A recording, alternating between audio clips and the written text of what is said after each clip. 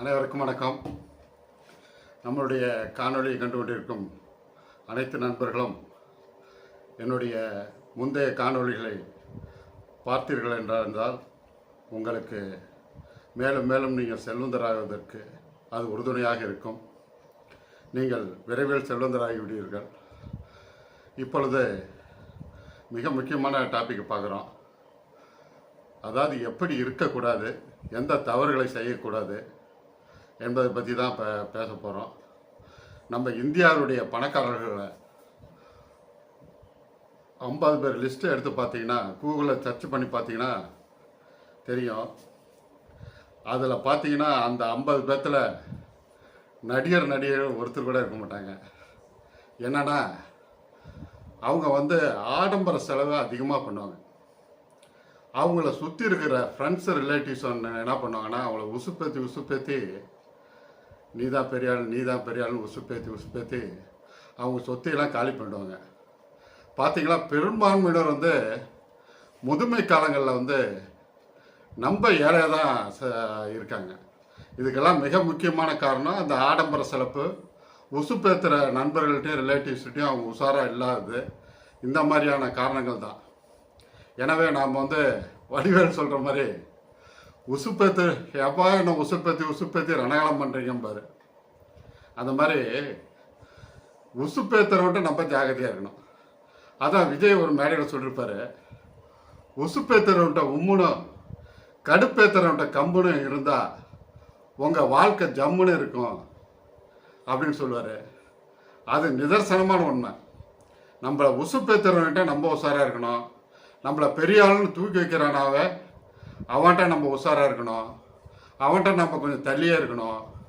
நிறையா வீண் சிக்கலில் மாட்டி விட்டு நம்மளை சண்டை சச்சரவில் மாட்டி விட்டு நிறைய நம்ம விரயத்தை பண்ணிவிடுவாங்க. நம்ம ஜாகிரதையாக இருக்கணும். அவங்ககிட்டலாம் என்ன பண்ணணும்னா ஒரே மெத்தட். அதாவது அமெரிக்க தத்துவ ஞானி சொல்லியிருக்காரு, உலகத்திலே மிகப்பெரிய எதிர்கொள்ளல் என்னன்னா பூஜ்ஜியம் எதிர்கொள்ளல். அந்த பூஜ்ஜியம் எதிர்கொள்ளல் தான் உலகத்திலே மிகச்சிறந்த எதிர்கொள்ளல். அப்படியே நம்ம சிரிச்சுட்டே போயிடணும். ரெண்டாவது வாயை பேசக்கூடாது. அந்த இடத்த விட்டு நவுந்து போயிடணும். இப்படிலாம் பண்ணிக்கிட்டே வந்தோம். அதான் அதுக்கு பேர் தான் அந்த பூஜ்ஜியம் எதிர்கொள்ளல். அதை மட்டும் நீங்கள் பண்ணிட்டீங்கன்னா உங்கள் செல்வத்தை கரைய வைக்கிறதுக்கு எந்த வாய்ப்புமே இல்லை. எனவே நீங்கள் அந்த மெத்தடை கண்டிப்பாக யூஸ் பண்ணுங்கள். உங்களை யாரும் செலவு பண்ண வைக்க முடியாது. யாரும் சிக்கலை மாட்டி விட்டு வீண் வரையும் பண்ண வைக்க முடியாது. அந்த மாதிரி ஒரு ஆடம்பர செலவையும் நீங்கள் பண்ண மாட்டீங்க. தேவைக்கில்லாத செலவை நீங்கள் பண்ண மாட்டீங்க.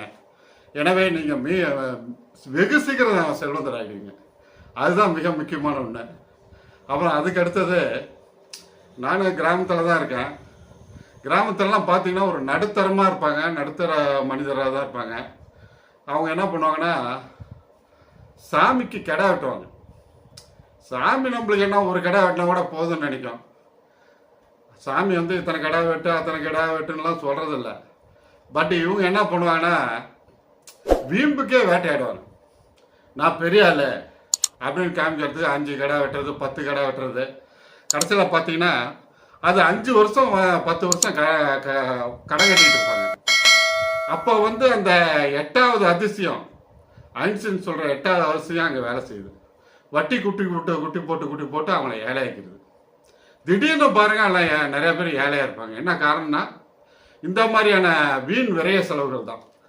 அப்புறம் மிக முக்கியமாக செல்வந்தர்கள் சிறுதுளி பெருவெள்ளம். அதை நம்ம முன்னோர்கள்லாம் சொல்லுவாங்க, சிறுதுளி பெருவெள்ளம்பா அப்படிம்பாங்க. அவங்க சொன்னதெல்லாம் வீண் போகாதுங்க. சிறுதுளி தான் பெருவெள்ளமாகும். அந்த முதலீடுகளை கரெக்டாக பண்ணிகிட்டு இருக்கும்போது தான் செல்வந்தராகும். ஒரு 20-30 வருஷம் அந்த சிறுதுளி பெருவெள்ளம் ஃபார்முலா, அந்த ஐன்ஸ்டீன் 8வது அதிசய ஃபார்முலா, இதெல்லாமே செஞ்சுக்கிட்டு திடீர்னு ஒருத்தன் பணக்காரன் ஆயிருப்பான் நம்மளை சுற்றி இருக்கிறவன். இவங்களாம் என்ன பண்ணுவாங்க, இந்த புறம் பேசுகிறவங்களா, அவனுக்கு ஏதோ ஒரு புதையல் கிடச்சிச்சுப்பா அப்படிம்பாங்க. ஒருத்தன் என்னம்மா பெரிய பணம் மூட்டை அப்படி பஸ் ஸ்டாண்டில் இருந்து தான்ப்பா, அப்புறம் இவன் தூக்கிட்டு வந்துட்டானா அப்படிம்பாங்க. இன்னொருத்தன் என்னம்மா பெரிய செல்வந்தர் இவன்கிட்ட பணத்தை கொடுத்து வச்சுருந்தாங்க, இவன் உங்களுக்கு பணத்தை திருப்பி கொடுக்கல, இவனை வச்சுக்கிட்டாம. இது எல்லாமே பொய். அவன் இந்த 20-30 வருஷமா கால்குலேஷன் போடுறான். உங்ககிட்டலாம் சொல்லிட்டே இருப்பான். அவன் கால்குலேஷன் போட்டு அந்த முதலீடுகளை அவன் சேமிக்கிறத கரெக்டான முதலீடுகளாக பண்ணி, அந்த முதலீடுகள்லாம் பார்த்தீங்கன்னா gold, mutual fund, share, real estate, FD, RD, post office இப்படியெல்லாம் கொஞ்சம் போட்டு வச்சுருப்பாங்க. போட்டு வச்சு பார்த்தீங்கன்னா திடீர்னு பணக்காரன் ஆன மாதிரி நமக்கு தெரியும். ஆனால் அவன் 20-30 வருஷம் அதை உழைச்சிருப்பான்.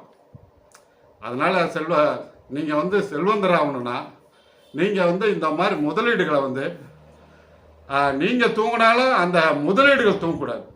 ஒரு மனிதன் பணக்காரன் ஆகணும்னா அவனுடைய முதலீடுகள் தூங்காமல் வேலை செஞ்சுட்டே இருக்கும். இதுதான் 8வது அதிசயங்கிறாங்க இல்லைங்களா? அந்த மாதிரி உங்கள் முதலீடுகளை கரெக்டாக பண்ணுங்கள். Mutual fund, share, gold, FD, post office, RD, real estate இந்த மாதிரி முதலீடுகளை செய்து இந்த இன்ஃப்ளேஷன் விலைவாசி ஏற்றத்துக்கு மேலே நம்ம முதலீடு பண்ணிகிட்டே இருந்தோம்னா வெகு சீக்கிரம் நீங்கள் செல்வந்தர் ஆகிடுவீங்க.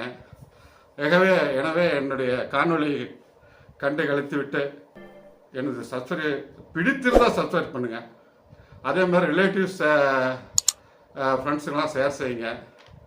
எனவே என்னை ஊக்குவிச்சது மிகவும் நன்றி. வணக்கம்.